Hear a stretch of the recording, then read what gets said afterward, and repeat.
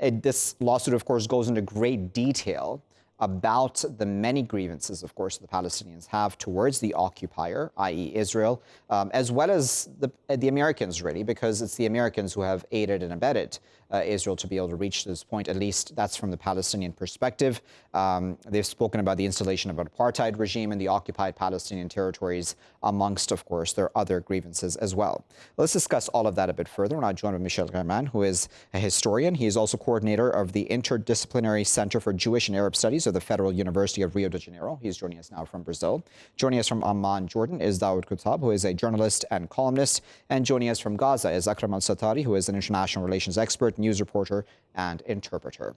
Akram, Dawood, and Michel, thank you to all three of you for your time today. Michel, let me start with you.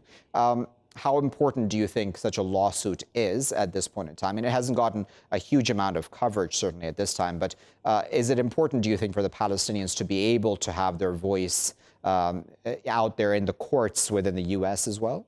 I think we're not talking about the deal. We're talking about a kind of an attempt of the United States to bring a new way of talking to Israeli and Palestinian people.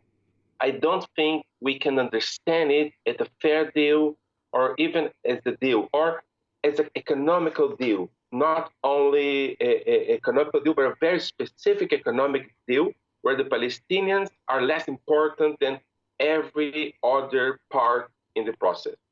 So I cannot see a real important way of understanding this process as a legitimate process or a peace process of something like this. And I think the Palestinians should have their national and legitimate voice heard in the process, and they didn't have it. So I don't think it's important and a legitimate process for the Palestinian people.